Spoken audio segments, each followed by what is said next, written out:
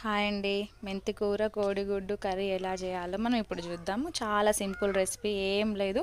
నేనైతే కుండను వాడుతున్నాను, అది కూడా కట్టెల పొయ్యి మీద చేస్తున్నాను కాబట్టి. కుండలో కొంచెం ఆయిల్ వేసుకొని, ఆయిల్ హీట్ అయిన తర్వాత డైరెక్ట్ పచ్చిమిర్చి ఇంకా ఆనియన్స్ వేసుకొని వాటిని కలిపి కొంచెం సాల్ట్ యాడ్ చేయండి. ఎందుకంటే అవి ఆనియన్స్ ఫాస్ట్గా మగ్గుతాయి కాబట్టి. తర్వాత మూత పెట్టేసేయండి. ఆనియన్స్ పచ్చిమిర్చి మగ్గిన తర్వాత అందులో కొంచెం అంత పసుపు వేసుకొని బాగా కలుపుకోవాలి. పసుపు కొంచెం మగ్గిన తర్వాత దాంట్లో అల్లం పేస్ట్ యాడ్ చేసి మంచిగా కలపండి. చాలా బాగుంటుందండి రెసిపీ. ఖచ్చితంగా ఒకసారి ఇంట్లో ట్రై చేయండి. నచ్చితే లైక్ చేయండి. కలిపిన తర్వాత అల్లం వేసుకొని కొంచెం చాలు, ఇది ఎగ్ వేస్తున్నాం కాబట్టి కొంచెం యాడ్ చేస్తున్నాము, లేకపోతే అవసరం లేదు. కావాలనుకుంటే వేసుకోండి, లేదంటే లేదు, మీ ఇష్టం. కానీ వేస్తే బాగుంటుంది. అల్లం వేసుకొని మంచిగా ఫ్రై చేయాలి అల్లము. తర్వాత ఇది నేను మా ఇంట్లో పెంచుకున్న మెంతి కూర. ఆ మెంతి కూరని మేము మొత్తం ఏర్లతో సహా దాన్ని తీసి ఏర్ల వరకు కట్ చేసి మంచిగా మట్టి అదంతా కడిగేసిన తర్వాత సన్నగా కట్ చేసుకొని దాంట్లో వేయాలి. మీరు బయట కొనుక్కున్న మెంతి కూర అయినా వాడచ్చు. కాకపోతే బయట కొనే మెంతి కూర ముదిరిపోయి ఉంటుంది కాబట్టి దాని ఆకుల వరకే వేయాలి. కాడలు వేస్తే కొంచెం చేదు వస్తుంది కాబట్టి ఆకులతోటి వేసి చేయండి, బాగుంటుంది. మెంతి కూర వేసి మంచిగా అంతా కలిపిన తర్వాత మూత పెట్టేసి కాసేపు ఇట్లా ఫ్రై చేయండి. ఇదంతా సిమ్లో చేయండి, మరి ఫ్లేమ్ ఎక్కువ పెడితే కూర మొత్తం మాడిపోయే ఛాన్స్ ఉంటుంది. ఇక కూర మగ్గిన తర్వాత మగ్గినట్టు మీకు అర్థమవుతుంది, మంచిగా ఆకులన్నీ ఇట్లా కొద్దిగా మగ్గిపోయినట్టు అయితే.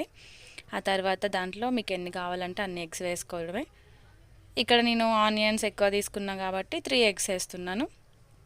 మీరు కావాలంటే మీ ఇష్టం ఎన్నైనా వేసుకోవచ్చు. ఎగ్స్ వేసిన తర్వాత దాన్ని ఏం కలపకండి, లేకపోతే అంత చీదర అయిపోతుంది. సైడ్కి మంట ఎక్కువ తగులుతుంది అనుకుంటే నాలా మీరు కూడా సైడ్స్ అంతా లోపలికి అనేయండి. అంతే. కాసేపు మూత పెట్టి కదిలియకుండా దాన్ని ఉంచండి, అంతే. సింపుల్గా ఇట్లా ఎగ్స్ అన్నీ పెద్ద పెద్ద ఎగ్స్ వరకు తీయచ్చు, లేకపోతే అన్నీ తుంపలు అయిపోతాయి. మీకు తుంపలు కావాలనుకుంటే ఎగ్స్ వేయంగానే దాన్ని కలిపేయచ్చు. లేదు అనుకుంటే నాలా మీరు కూడా కాసేపు మూత పెట్టి పక్కకు పెట్టండి. మంచిగా మూత తీసిన తర్వాత మెల్లగా జరుపుతూ కదిలించుకుంటూ తిప్పండి, లేకపోతే ముక్కలు అయిపోతాయి. చాలా బాగుంటుందండి రెసిపీ, ట్రై చేయండి. చాలామందికి తెలిసే ఉంటుంది, కాకపోతే ఇది నా స్టైల్లో. నేను లైట్గా కారం వేసుకుంటున్నా, ఎందుకంటే కొన్ని ఆల్రెడీ పచ్చిమిర్చి వాడినాం కాబట్టి కొంచెం కారం వేసుకొని మంచిగా కలుపుకొని పక్కకు మళ్ళీ మూత పెట్టుకొని కాసేపు మగ్గించుకోవడమే, అంతే. ఇంక ఇందులో మీరు కావాలంటే టమాటాలు కూడా వేస్తారు కొంతమంది, నేనైతే వేయట్లేదు. వేయకపోతేనే బాగుంటుంది. కావాలంటే ఇట్లా మామూలుగా మనం మెంతి కూర టమాటా కర్రీ చేసుకున్నప్పుడు అలా బాగుంటుంది. ఈ ఎగ్ మెంతి కూరలో టమాటాలు వేస్తే బాగోదు కాబట్టి నేను వేయట్లేను.